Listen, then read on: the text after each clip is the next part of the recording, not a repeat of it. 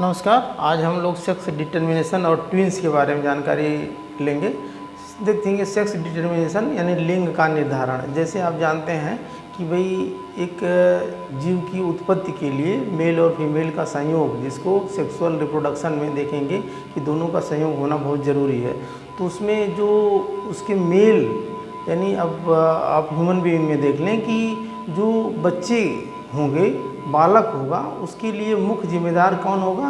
पिता होगा। जनरली समाज में होता है कि अगर किसी भी परिवार में लड़कियां हो रही हैं तो लोग औरतों को ही कोसते हैं। ये गलत है, क्योंकि उसके लिए औरत जिम्मेदार है ही नहीं। उसके लिए कौन जिम्मेदार है? पुरुष। क्योंकि पुरुष में जो है XY क्रोमोसोम्स होते हैं, गुणसूत्र होते हैं, और महिलाओं में XX क्रोमोसोम्स होते हैं।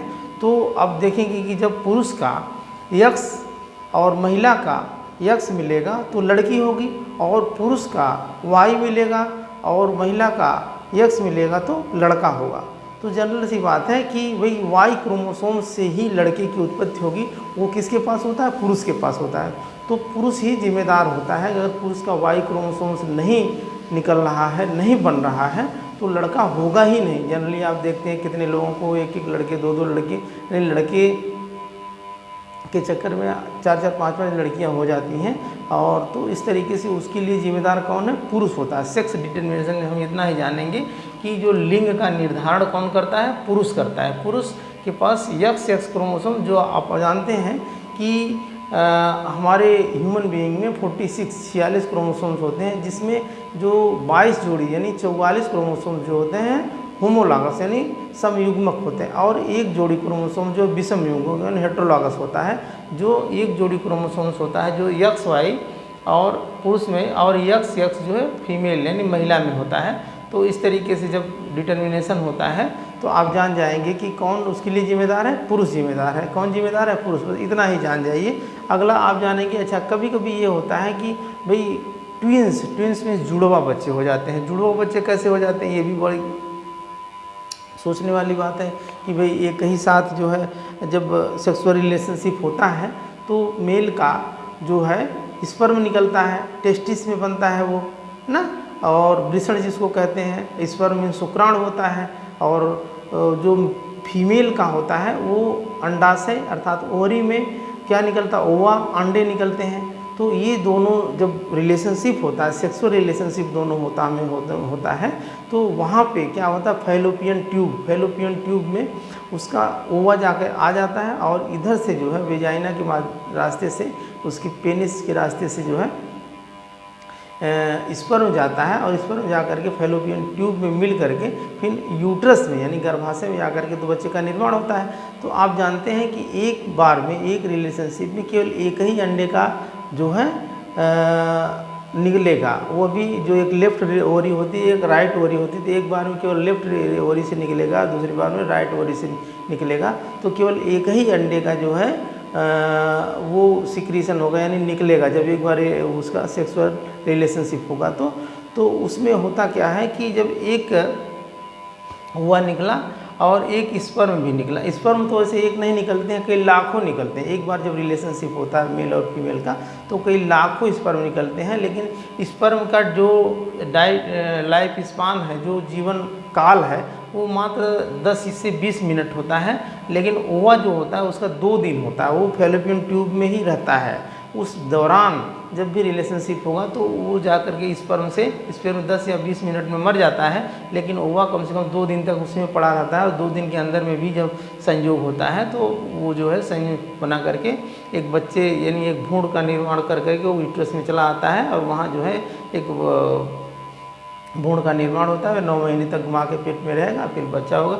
तो होता क्या है कि जैसे आइडेंटिकल ट्विंस मीन्स यमज बच्चे का मतलब होता है कि एकदम सेम ही होगा। अगर लड़का है तो दोनों लड़के ही होंगे, लड़की है तो दोनों लड़की ही होंगी। और उसमें उसकी पूरी संरचना मतलब एक तरीके से फिजिकली जो, जैसे जब वो सोएगा तो वो भी सोएगा, लड़की है तो वो सोएगी तो वो भी लड़की सोएगी, यानी दोनों सेम होंगे। अगर लड़की है तो यानी दोनों लड़कियाँ होंगी, और लड़का है तो दोनों लड़के होंगे।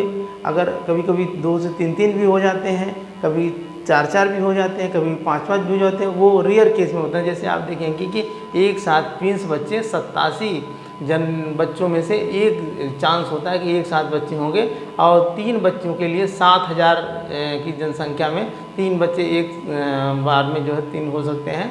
इसमें 6 लाख की जनसंख्या में 4 बच्चे हो सकते हैं, और 5 करोड़ की जनसंख्या में 5 बच्चे हो सकते हैं। 4 अरब में से 6 बच्चे भी हो सकते हैं, एक चांस, मतलब ये एक आंकड़ा है, एक छोटा सा आंकड़ा है।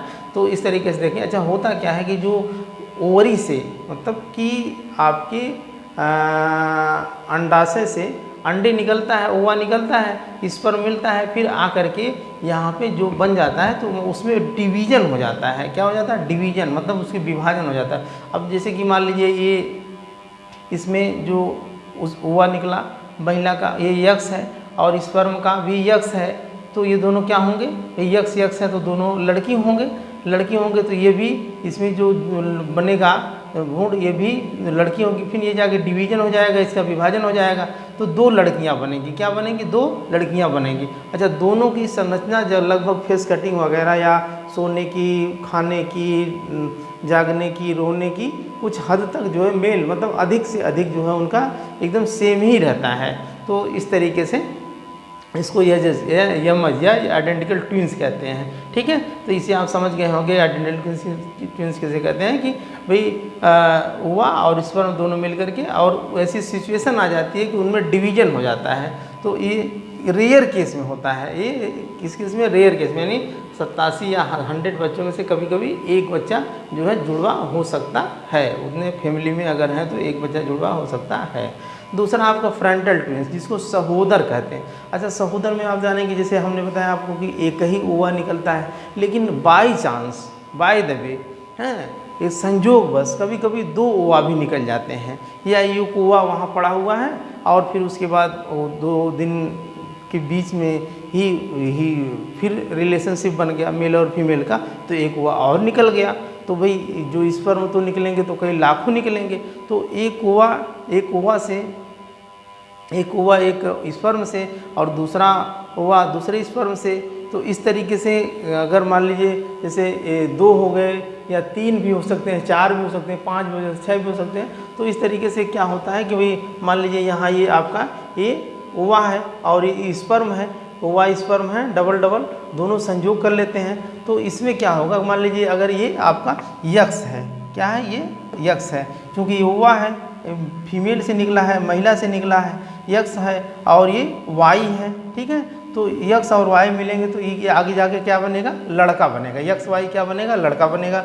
अगर यहाँ मान लीजिए यक्स है और इसका भी यक्स है, लड़के का भी यक्स है और इसका भी यक्स है, तो यहाँ जाके क्या बनेगी? लड़की बनेगी। तो इसमें सहोदर यानी फ्रंटल ट्विंस में जब जुड़वा बच्चे होते हैं तो कभी लड़का भी होगा, एक लड़का भी होगा, एक लड़की भी होगी, हैं। लेकिन ये ज़रूरी नहीं है। अगर मान लीजिए इसका भी यक्स मिला और इसका भी यक्स मिल गया, इसका भी यक्स मिला, इसका भी यक्स मिला, तो दोनों लड़कियाँ हो जाएंगी। अगर मान लीजिए इसका यक्स मिला, इसमें तो यक्स रहेगा ही, ये मान लीजिए फीमेल है, फीमेल का है, और इसका वाई मिल गया, इसका यक्स है, इसका भी वाई मिल गया, तो दोनों लड़के ही होंगे। लेकिन इनकी संरचना, इनकी फेस कटिंग वगैरह जो है सेम नहीं होगी, और इनका रंग रूप भी सेम नहीं होगा, और इनके सोने, जागने, खाने, उठने, बैठने, रोने और लैटिंग करने तक की आदतें जो है एक दूसरे से सेम नहीं होती हैं। तो इस तरीके से ये फ्रंटल ट्विंस में आ जाते हैं। लेकिन आइडेंटिकल ट्विंस जो होते हैं वो एकदम सेम ही होते हैं। जैसे एक जुड़वा पिक्चर आई थी, उसमें होता है कि मारता उसको है तो चोट उसको लगती है। वो तो खैर अट्रैक्शन के लिए मूवी दिखा दिया गया है, लेकिन ऐसा सच्चाई में होता नहीं है। लेकिन कुछ हद तक जो है जब आइडेंटिकल ट्विंस होते हैं बच्चे, तो जब एक को नींद आएगी तो दूसरे को भी नींद आएगी, जब एक को लाइटिंग लगेगी दूसरे को भी लगेगी, एक जब रोएगा तो दूसरा भी रोएगा। तो उनके बहुत सारी ये समानताएं मिलती हैं। तो इस तरीके से जो है ये आज के लिए बस इतना ही। अगर मेरा पढ़ाया वो आप लोगों को पसंद आए तो लाइक करके सब्सक्राइब करें और बेल आइकन को प्रेस करें, ताकि जो भी मैं पढ़ाऊँ वो आपको मिलता रहे। धन्यवाद।